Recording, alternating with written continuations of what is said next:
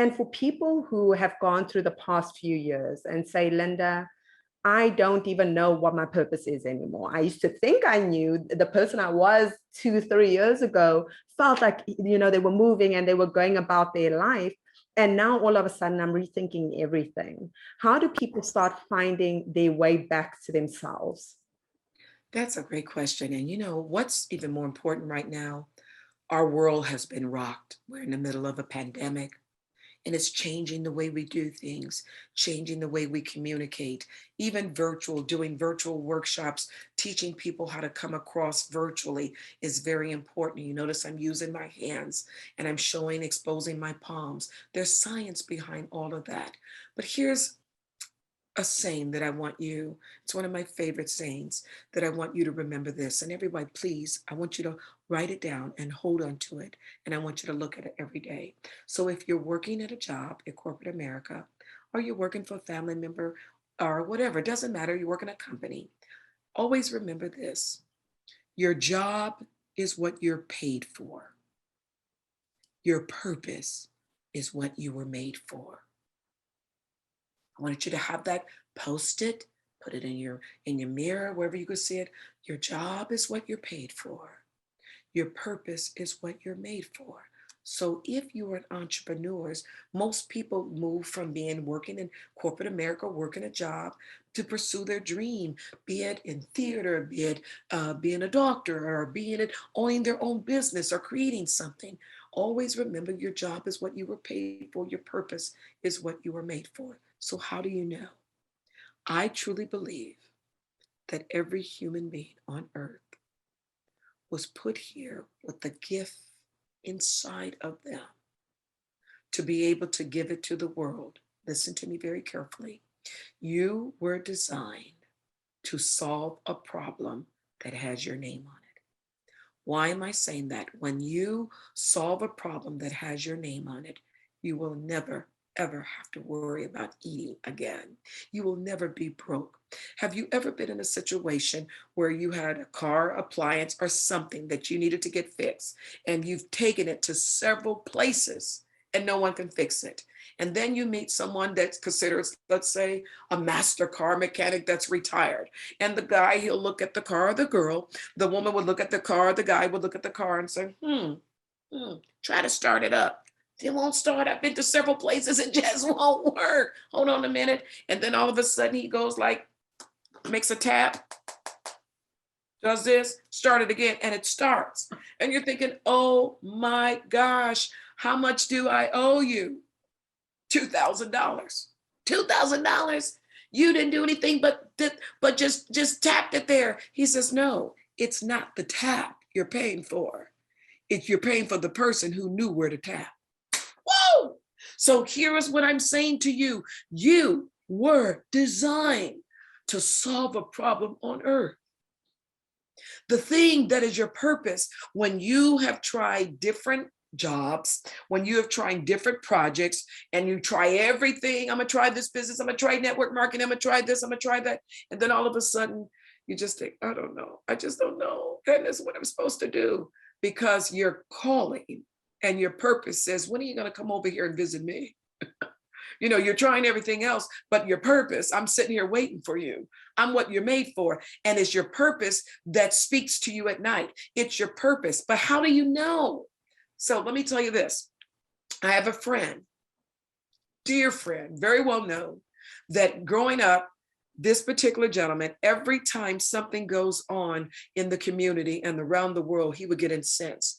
In the community, if the least of the people were not being served, he would get upset. Someone should do something. Someone should do something. Someone should feed the hungry. Someone should help the homeless. And I'm looking at him. Why won't anybody do anything? I said, because that was your assignment the Creator gave to you. That was your assignment. That's why it's bugging you. It's calling you. So the thing that you call out, the thing that you notice that everyone notices, well, you know what? I think that if they have this kind of decor, wow, this would sell this and this. Now, next thing you know, you're staging homes all over the country for big realtors because you have that eye. Oh, if the picture was here, that the calling, whatever the problem is calling you, it's been waiting on you. So my friend now is a big social justice activist. He's on television doing everything because his calling was calling him. So when someone says somebody should do this, I don't know why they won't do this. Why won't they change this? You know what? I know we're having our live summit where we all come together. We could organize it better. It was calling you to be the event coordinator. So your purpose is built in you. It's waiting to get out. And I want to say this, I think it was the late Irma Bombach that said, when she leaves the earth, and I love this, and she stands before her maker, she wants to stand empty.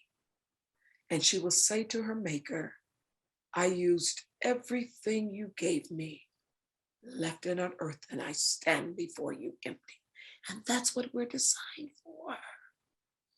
You don't want to take, as my friend Les Brown would say, take all those dreams to the graveyard.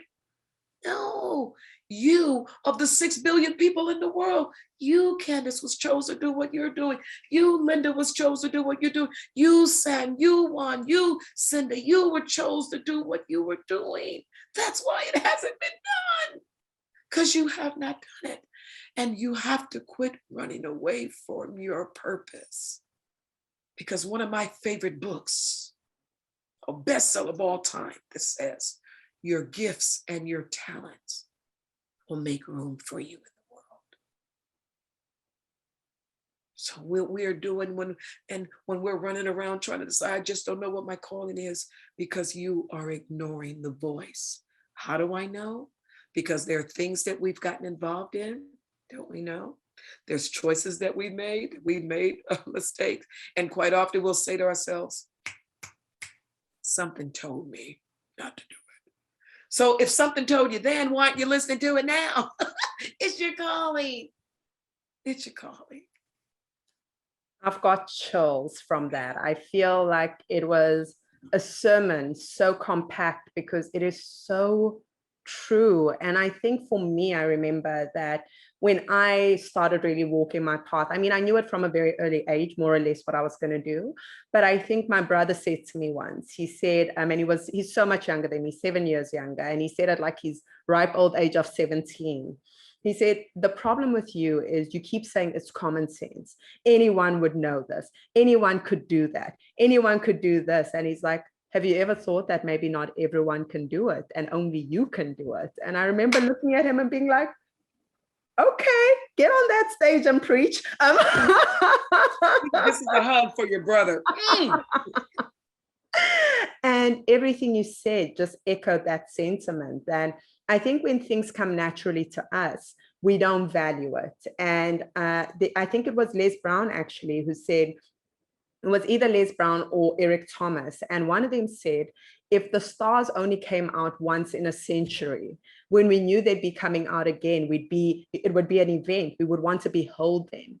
But because they come out every night, we don't even bother to look at them. And I think that's what purpose is. When it comes so easily to you and you can breathe it in, it's almost like you take it for granted until you have to start using it and moving towards it again. So I absolutely love everything you just said there. It just gave me so many chills.